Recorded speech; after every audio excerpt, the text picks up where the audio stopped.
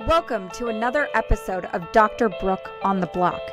It's time to grab a seat, buckle up, and take a ride with me through the wild, wild west of the Web3 universe, where we're going to learn all about coins and tokens, NFTs and contracts, digital real estate and the metaverse, and so much more.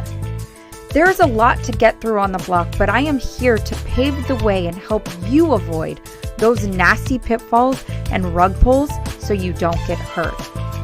I'm going to also introduce you to some interesting characters along the way. Are you ready? Your ride starts now. Hey, Dr. Brook here with another epic episode of Dr. Brook on the Block. I am joined by an amazing co-pilot today, Beau Button, who has been actively involved with software development since he was 11 years old. That's my daughter's age right now. He got to start learning about computers around the age of 9, digging into the hardware side of things first, and then eventually picked up the software development at the age of 11. Having spent the majority of his career as a serial entrepreneur working in the government space, Beau has now transitioned into the mobile gaming space through his company, Atlas Reality, which we're going to talk about today. Beau has become a technology and automation enthusiast, even in his personal life. He spends a majority of his time outside of the work building through 3D printing and is very passionate about hunger and food scarcity, education, and veganism. Welcome to the show, Beau. Thank you so much for being here. Thank you for having me.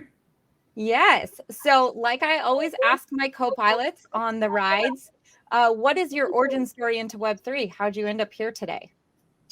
Well, I mean, in my profession, it was hard not to see or hear about crypto before this kind of nomenclature or naming, Web3 came into existence. I'd be lying to you if I didn't write it off initially.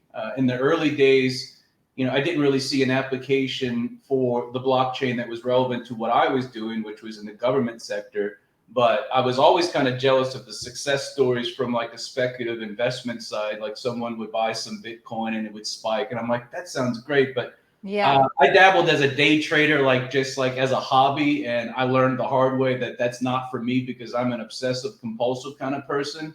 And, so I mean, for I don't know, 3 or 4 years, I kind of just read about it and kept up to speed with, what Ethereum was doing and their approach to the blockchain. So you had more of a programming model on top of the blockchain instead of just a token, which is where BTC is. And I mean, when Sami, my partner, and I started working on Atlas Earth, which is our most recent game, it's a virtual real estate game. I had to dig real deep into Web3 because our closest competitors are blockchain-based virtual real estate games. So that's when I really got, I went heads down, learned Solidity, try to figure out how all of it worked, to understand what these folks were really trying to achieve. And that's how I got into it. And to be quite frank, we are a Web 2.0 off-chain gaming studio that's currently navigating our path on-chain. And we don't have a product right now that is on-chain, but we are working on a game. But from like an outsider's perspective, we're slow to start, but we've been building Web 2.0 games and trying to figure out how do we, get on chain, but also maintain all of the kind of experiences we're able to build off chain, which is where I think Web 3 games right now are really suffering.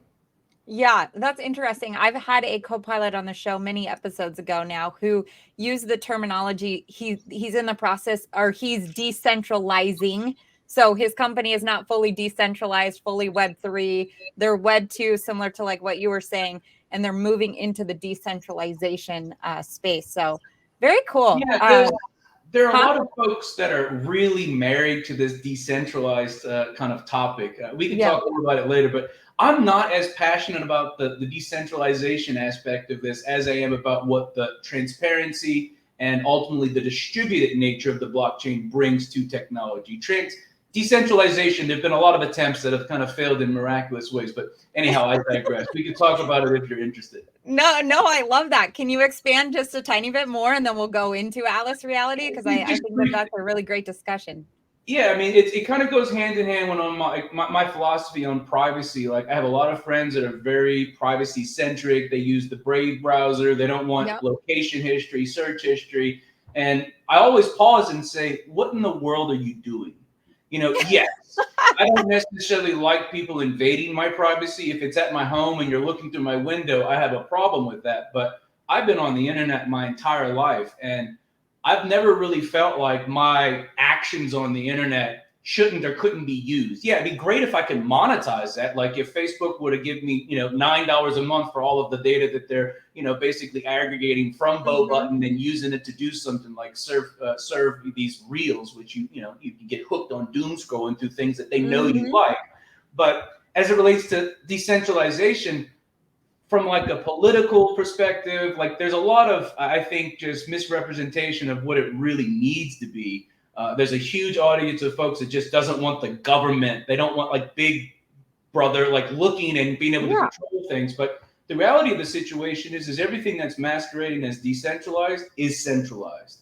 Most of the decentralized blockchain is owned and operated, or at least operated by one of the three large cloud vendors: Google, Amazon, or Microsoft. So if Microsoft wanted to, screw the pooch as it relates to Ethereum, they could. So I'm less concerned about that. I mean, if you remember the Napster model where it was peer to peer and you can have files, that decentralization made sense to me because it was, a really easy way to exchange files, and it wasn't a privacy play or a big brother, I want you out of my hair kind of play. It just was a technological play that made a lot of sense. But yeah, like I said, I'm more so about transparent. And what that means is we all have databases as companies. They're in walled gardens or silos. I can't get access to it. Maybe I throw an API in front of it. Maybe I charge you for the API. But that's kind of old school. And as a consumer, I have no problem with things that I own being publicly discoverable by anybody on the internet. And as a software engineer, it's very attractive because now I can leverage those digital assets in a way that's unique to my experience. Like in a game, I can leverage something that you own from another. It could be a brick and mortar vendor. It could be your Starbucks points that they're now minting on chain. So the decentralized part of it, architecturally, it's necessary because that's part of the core tenet of blockchain is the distributed aspect of it. But from like a big brother government, I don't, that's not a concern of mine.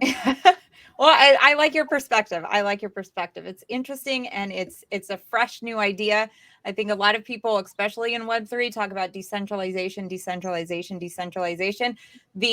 transparency of blockchain technology and being distributed globally and not just, really housed into one area, whether it be California or Illinois or, wherever it's at, being distributed is vastly important to the development of where things are going. So with all of that being said, let's now get into Atlas Reality. How long has this been going on? Because I did notice, I did check out the website and see what you guys are up to. There's franchising. There looks like there's Atlas Reality, and then there's other aspects and pieces to that part of that Atlas Reality ecosystem. Tell us more about that.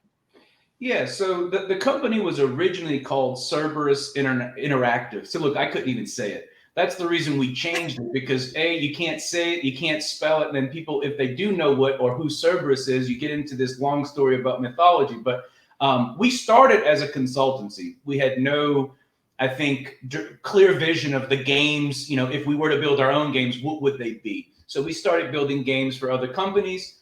My background was not in video game development. My background was in enterprise software, specifically in the government sector. And my partner, Sami, he's the younger brother of a long-time high school friend, and he reached out to me and said, "Hey, I want to start building games. I'm a user acquisition and marketing expert for a really, fast-growing fintech company." And my initial reaction was, I don't know anything about game development, but the tools and the language that I use to write enterprise software, Microsoft.NET and C#, so happen to be the same kind of language and tools you can use to build games in a game engine called Unity 3D. And at the time, I was at that point in my career where I was like, look, if I have to build another invoicing app or another line of business app for a customer that doesn't know what they want, when they want, and how much money, you know what? I was just ready to kind of just change of scenery. So it was a blessing in disguise, because ultimately that decision led us to where we are today. Atlas Reality came into existence about a year ago, which was, again, driven primarily off of the fact that we were cerebus or cerebellum people would just invent new ways to pronounce the business name. So, by the way, cerebellum is the little brain in the back of your head. I know. I've heard it all. And look, my name is Beau Button, and I've had people introduce me as Boo from Cerebrum, and I'm like, you didn't get my name right. Oh my God. Right. Yeah, it's tragic, but no, look, we pivoted about a year into the company's existence. So we're talking 2018. We stopped building games for other folks, and we started building location-based games. Okay. I can't quite explain why location-based games is where we started. Obviously, we were influenced a good bit from Niantic and Pokemon Go. It was a new type of game, a new type of experience. It promoted getting outside. That wasn't super important to me.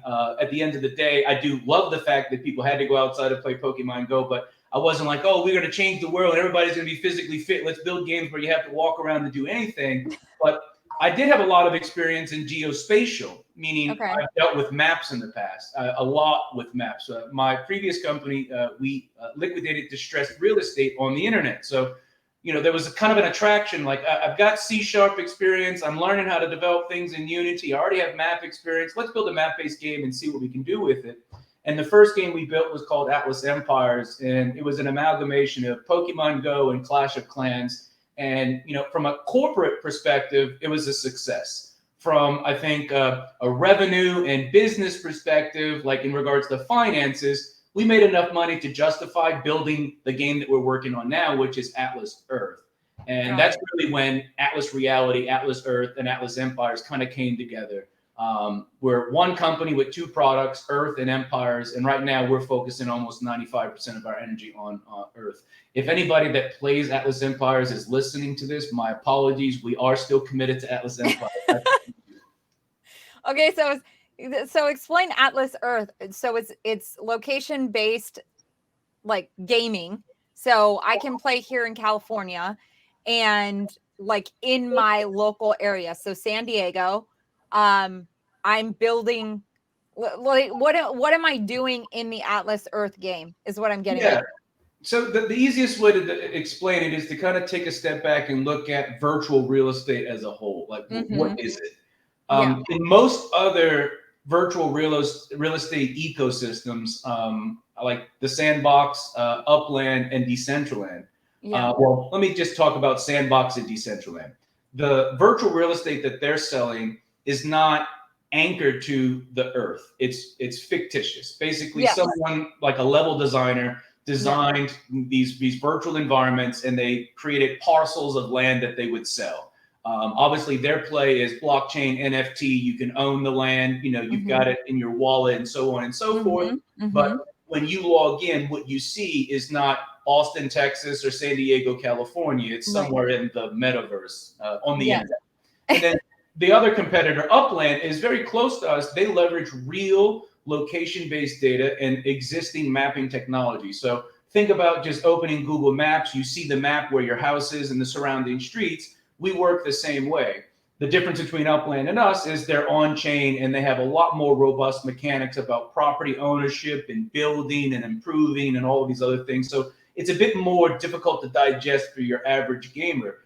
Atlas Earth is quite simply location-based virtual real estate that's anchored to real land. So if you open the app now where you are in San Diego, we've got a grid system that's superimposed on top of the entire globe, and you can buy individual pieces of land. Those pieces of land are roughly 30 feet by 30 feet.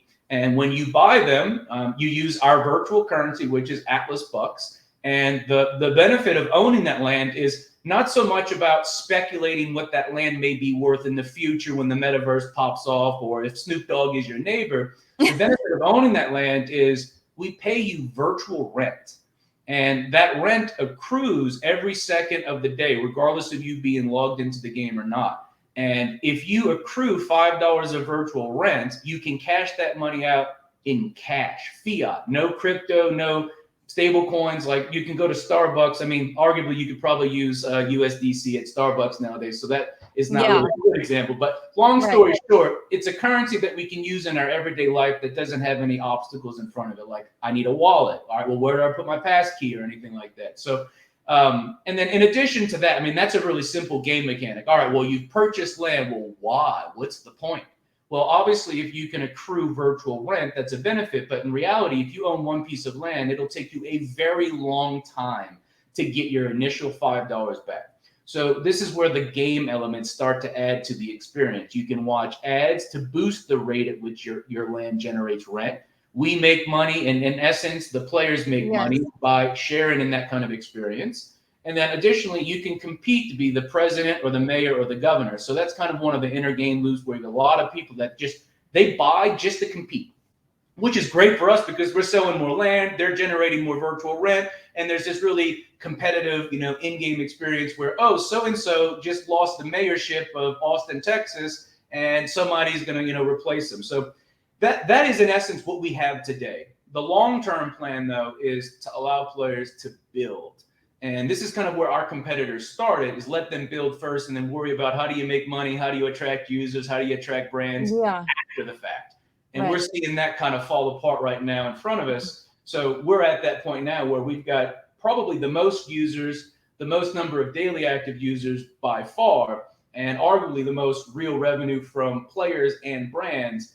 And we're starting to introduce the user-generated, content side of this, where players own land and now they can build on those lands and ultimately create experiences to invite their friends to do whatever they want to do. It doesn't matter if you just want to chat, if you want to, talk about. We have a lot of folks that are into crypto that play our game, even though it's not on chain. Yeah. They talk a lot about crypto. And yes, they've asked me every single day of the week, hey, when are you going to introduce a token? I'm not interested right now. But that's what it is right now. It's a virtual real estate platform that allows you to cash out real money. And we've cashed out a pretty significant amount of money across, probably around 20,000 unique players. Not everybody gets to that $5 threshold, but we have a lot of people who have, and they've cashed out real cash. Yeah. So then if I'm buying land in Atlas Earth, am I using fiat money to purchase that land, or am I using you talked about Atlas bucks? Yep. Yeah. So the entire game is built on our virtual currency, and we have several faucets. So you can exchange fiat via an in-app purchase for Atlas bucks, and the more you buy, the less expensive they get. Got it. That's probably going to be more in alignment with your pay to win type player. So you've got some disposable income. You want to spend $100 on Atlas bucks. You buy the Atlas bucks. You can then buy the land using the Atlas bucks. So you can't buy the land directly with fiat, but there's definitely a proxy, a way to get there. Okay. What we're trying to do, and I think what we're doing better than most, is we have a lot of faucets, meaning we have a lot of places where people can go or things that they can do to actually earn Atlas bucks. So of course we allow you to convert your time into Atlas bucks using incentivized video rewards. You want to watch an ad for 30 seconds? We'll give you 2 Atlas bucks. There are limits because if you just continuously watch ads, the value to the ad networks for that particular user decreases. Therefore, the amount of money we make decreases, because if you're not buying anything. Clearly, the intent of an ad is to get you to go buy something, whatever. Right. Yeah, absolutely. And then the thing that I haven't talked about, and I think no one else has, that quote unquote we have a patent for, is we have something we refer to as the Atlas Merchant Program. We have about a dozen nationwide merchants: Jamba Juice, Auntie Anne's Pretzels, Burger King, Popeye's Fried Chicken. Yeah. These companies are partnered with us. And what we allow is in-game missions that drive users from the game to the physical brick and mortar locations of the participating merchants. And because we sit on top of the loyalty program rails from Visa and MasterCard, we're able to give them instant in-game rewards. So if you go to Popeyes and buy a shrimp tackle box — I am from New Orleans, by the way, so most people probably don't know what that is, but I do.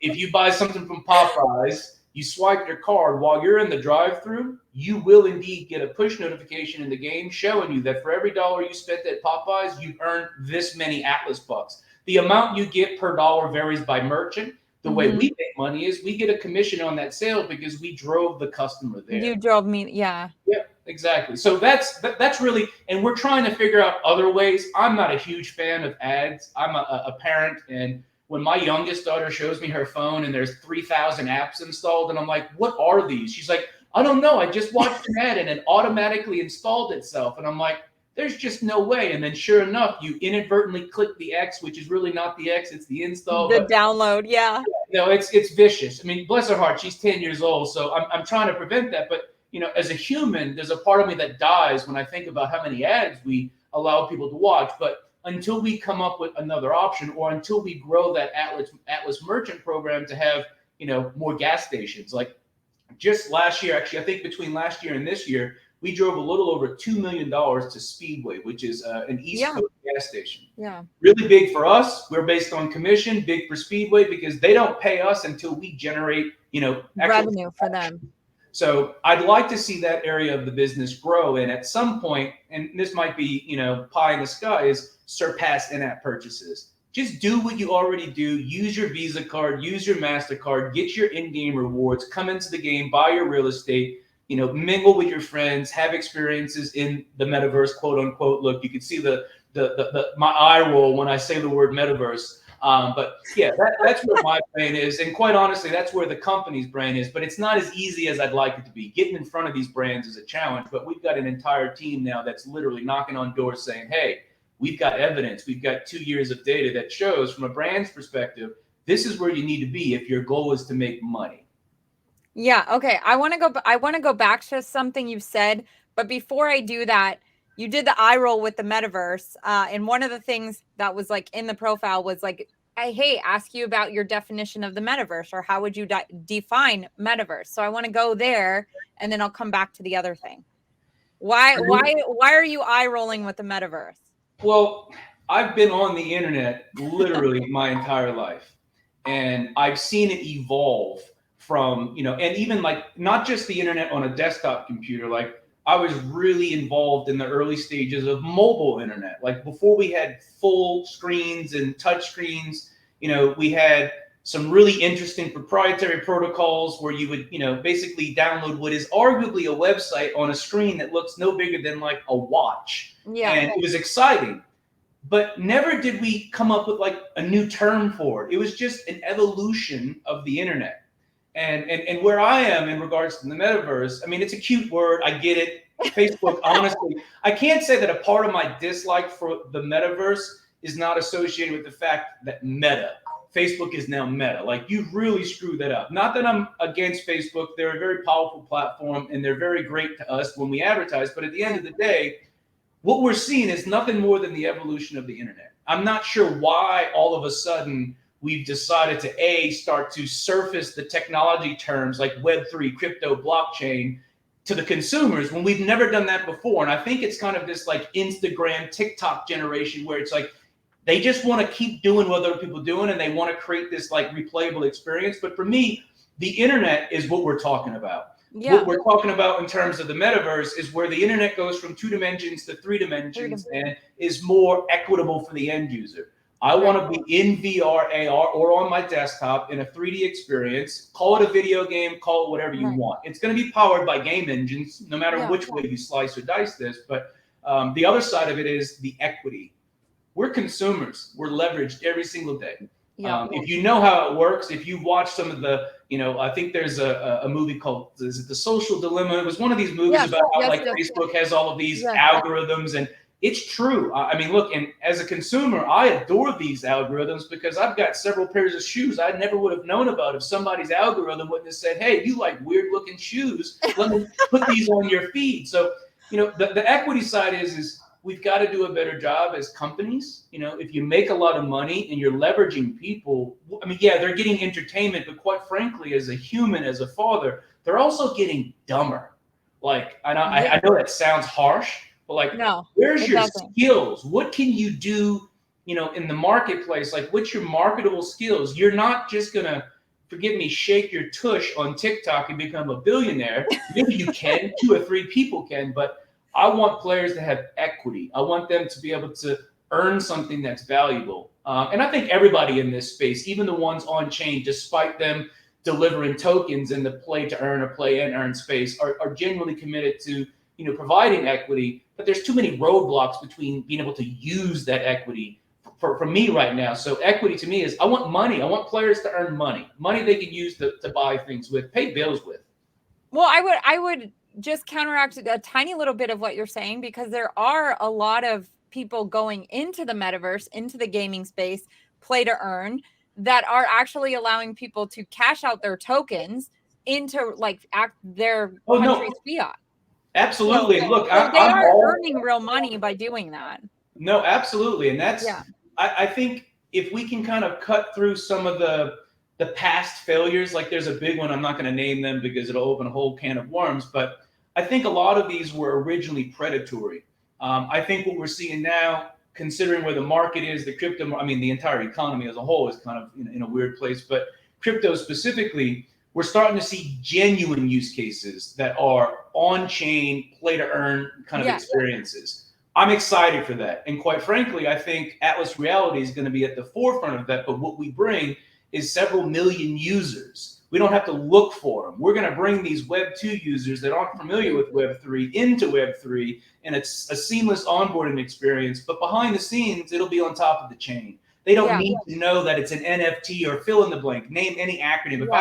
If you used our games today and the first thing you saw were all of the technical acronyms of the technology that powers it, you would pass out. You would literally just be overwhelmed. So I'm a little confused about why NFTs became a term, but yes, I agree that there are legitimate players in that space, and you can go to a decentralized exchange and you can transfer your in-game tokens to something like ETH. And I actually have a checking account from a company called On Juno. I think they rebranded as simply Juno, but I get a small portion of my paycheck in crypto, and I use their debit card, and I can use USDC at any merchant anywhere in the world. And I love it because there's really interesting like benefits. They've just introduced their own loyalty program where you get J tokens or something. I can't remember what their currency is, so forgive me if anybody that works at Juno is listening to this. Whatever it is, it's great. Awesome. I got to check them out. I didn't even know that existed, to be honest. So that's really fascinating. Yeah, and you just Juno. Yep, Juno. I'm pretty sure they've rebranded to simply Juno. I remember seeing an email, but originally it was ON Juno. And you just sign up for a checking account. You log into your, if you use a payroll provider that supports like instant linking, or you can just say, I want this much money each month or each paycheck, and it just shows up as USDC. Or you can actually buy BTC, ETH, and several other, curated tokens. Very cool. I'll definitely check them out. So I want to get back to, so the thing that I do want to go back to is you talked about, just morally like feeling about serving so many ads and like doing more, like having more partnerships with big brands that you can offer a better user experience for the Atlas players. Part of the aspect of being on chain, here we go with the NFTs, this is why I'm chuckling. Part of that, is giving, yes, your users are buying land in the game, in the Web 2 game. But then if I buy that land and I decide I want to sell my parcel here in San Diego to another user, like if I'm selling that as an NFT, you as the creator of the game are getting a percentage of that sale. And so there's a lot of money making opportunity for the gaming developer as well as for the consumer who's purchasing the land in the Web3 space. How is that looking currently? And what are your thoughts about maybe looking at that like as a potential? Because you did talk about being able to bring a couple million people with your game and onboarding them into the Web3 space when the time comes. Yes. I think the biggest issue is all of that, the secondary market, selling, trading, whatever you want to do, bartering for digital assets can exist 100% off-chain. And we are indeed working on an off-chain secondary market for the land that you purchased in Atlas Earth. The benefit of a smart contract is, it's publicly transparent and auditable. Anybody can scrutinize it. There's an element about that I love, especially having dealt with third-party tools that weren't open source, that had security vulnerabilities. I love the transparency in the code. But the fact is, there's really nothing about the blockchain that's required to allow in a single ecosystem. And this is the big caveat here, is in a single ecosystem. So we control Atlas Earth or Atlas Reality. It's a closed ecosystem. And quite frankly, our land is not valuable outside of our ecosystem, because the real value is the virtual rent that we pay you. So if we go away and you still own the land on the chain, okay, you got a bookmark. That's great. What are you going to do with it? So in these other, marketplaces where they're selling virtual land, the utility is really not there. It's speculative. It's like, all right, well, the metaverse is coming. The metaverse is here. Like big brands are coming into the metaverse. So if I buy it for 5 ETH, maybe I can flip it for 10 ETH. I'm not interested in that. That is literally day trading, and our users they shouldn't be dabbling in that. Go to the Robinhood route, go the Acorns micro investment strategy route. But for us, we can empower our players to have that secondary market. We can also, just like you had mentioned, participate in every one of those transactions. So there will be a fee to sell to, from the original owner to the secondary, tertiary, whatever. Every time it gets sold, we can absolutely sink some Atlas bucks out of the equation, which, makes the economy, balanced in the end. But none of that none of that requires the blockchain. Where the blockchain becomes extremely useful is when virtual real estate platforms genuinely offer utility for the land, and then outside of their ecosystems, those pieces of land are valuable. And I do think we will see that come to fruition in the next few years, as people start working in Oculus headsets and starting to build virtual businesses and wanting like conference rooms. And there's a few products out there that are really delivering on this. There's one I think called Immersed or something like that, which they're selling virtual land, but you build an office, you have players, which are really your employees, meet and have whiteboard. I do believe that's a future, but ultimately we're going to be able to do everything that you just described without the overhead, no gas fees, nor the complexities, or, and this is the big elephant in the room, any concerns of regulations. We're a game. We're a game. That's it. We're not a security. We're not having to deal with that. We don't know what the government, we don't know what anybody is going to ultimately do as it relates to securities. And we've spent a lot of time and ultimately a lot of money working with SEC attorneys to make sure that our business model is bulletproof as it relates to securities and exchange. And that's one of the reasons right now we're not overly eager to just throw everything we built for Atlas Earth on chain. So we're working on a third game that kind of marries all of the ideas of Empires, Earth, and the blockchain in a way that I think is extremely unique. Nice. And when is that third one? Is that launching next year? Is that launching in a few years? Just kind of seeing where the vision of everything going. This is a joke. I need to say it. It's a joke because I'm going to say in 15 days. And that's a running joke for all of our users. Historically, and it's probably 95% my fault. Our roadmap for Atlas Earth always says this feature's coming in 15 days. And there's a running joke that we operate on our own calendar because 15 days probably means 150 days. But for this, it probably means, 400, 500 days. We practice an aggressive form of agile. And if anybody's an agile or a scrum master out there, we just get shit done. And it's hard for me to tell you when I'm going to get shit done when I really don't know what that shit is. Forgive me. I don't know if I can say that on the podcast. You can. Yes, if it ends up leaping out, then perfectly fine. Nope. I've been, fond of just delivering. It might not be perfect. Actually, it's never going to be perfect. And that's another thing that you kind of have to swallow. It's like, I'm not trying to achieve perfection. I just want traction. And that's hard to estimate on. We're getting better at it. I mean, when I was a contractor, one of the first things you had to do when you were vetting a contract was, well, give me an estimate. We had one side of the company had Excel documents that would say, well, how many screens and how many buttons and how many text boxes? All right, well, it's $9,000. And then I'd go implement in 45 minutes. And I'm like, hell, that's a lot of money for very little code for $9,000. And the opposite's true, where somebody would come up with a different model. But I don't know when it's going to come, but I do believe it's going to be before Q4 2023. Nice. I love it. I love how you speak in days too. 400 days, 500 days, who knows?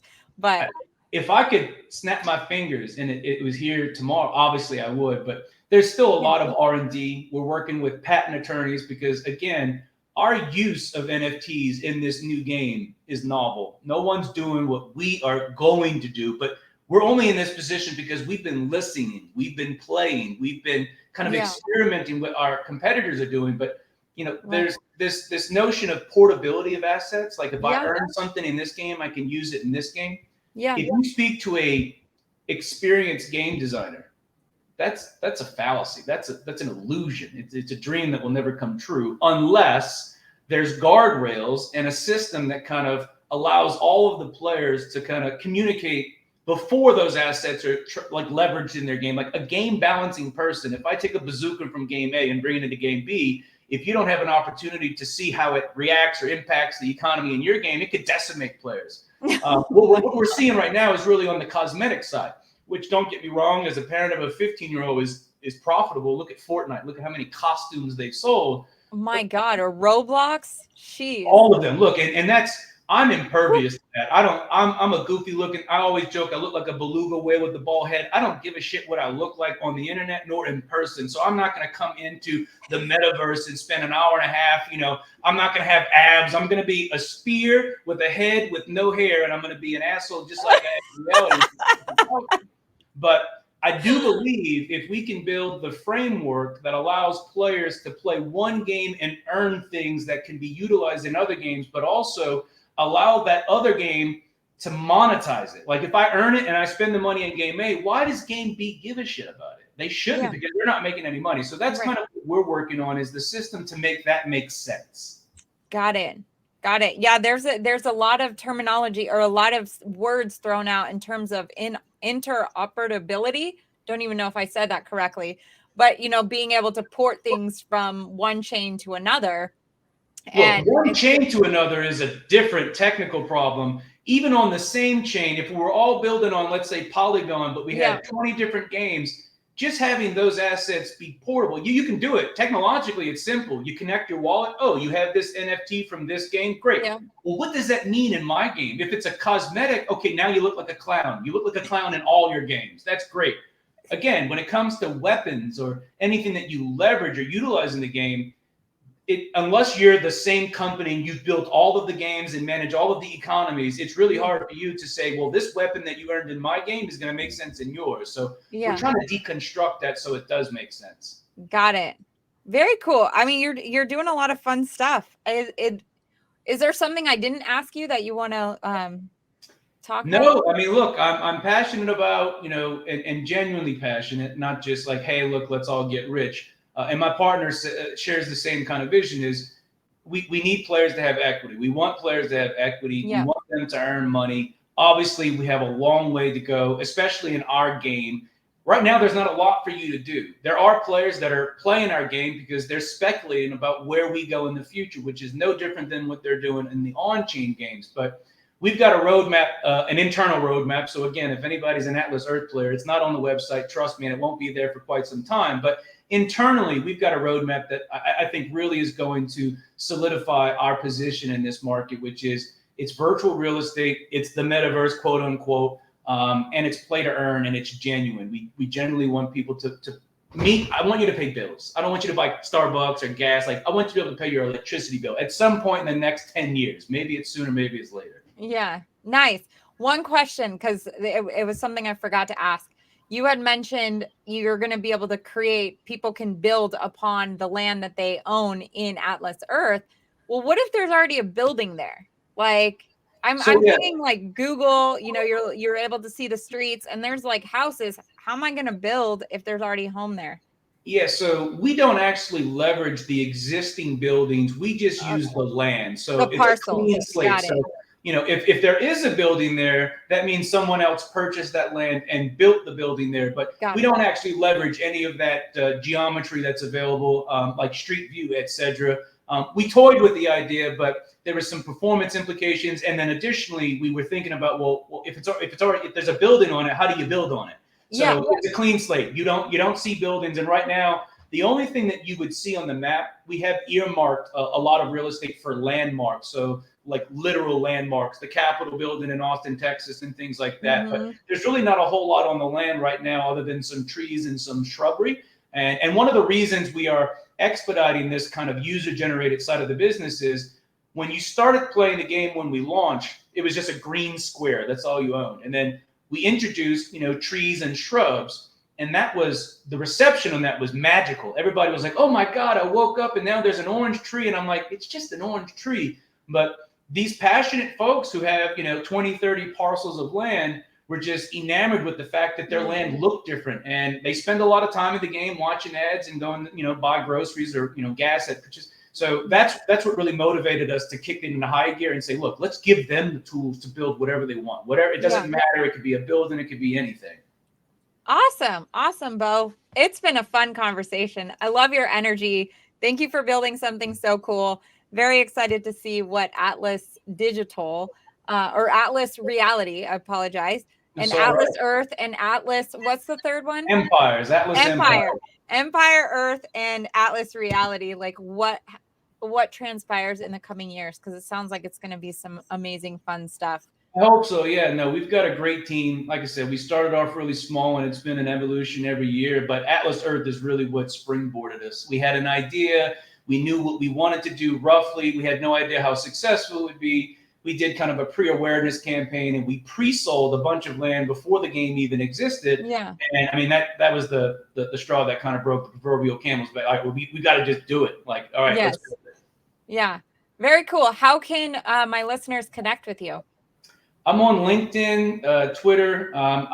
There's only 2 Beau Buttons on planet Earth that I'm aware of, and the other one's my 15-year-old son. So if you follow him and all you see is a bunch of ARC and game stuff, that's the wrong one. If there's a lot of curse words and a lot of nonsense about the metaverse and Web3, that's me. But yeah, LinkedIn, it's just Beau Button. There might be a middle initial, which is L. But yeah, Twitter and then LinkedIn. And yeah, that's the best place to get in touch with me. Send me an invite. I'll love to chat. Very cool. I will make sure to link all those in the show notes below, so it will be easy for people just to click on and get to the right Beau Button and not the 15-year-old version of you. Yes. No, he's probably 10 years ahead of me, so I'm kind of scared to see where he goes. So he has me influencing him from my 39-year-old self, but yeah, we'll see. If he starts sharing things about NFTs and the Web3, I'm just retiring. I'm done. Oh my God. He'll run circles around me for sure. Oh my God, that's too funny. All right, you guys, thank you so much for listening. As we pull this train into the station, you know the drill. Exit to your right, and we will see you on the next one. You made it. Congratulations. That wasn't so bad, was it? I hope you laughed and learned a little bit more about this Web3 universe and how simple and fun it can really be. Would you be so kind as to leave us a review and share it with your friends and family? It would mean so much to get this out to more people as we embark on the greatest transfer of wealth that has ever happened in human history. Can't wait to see you on the next one.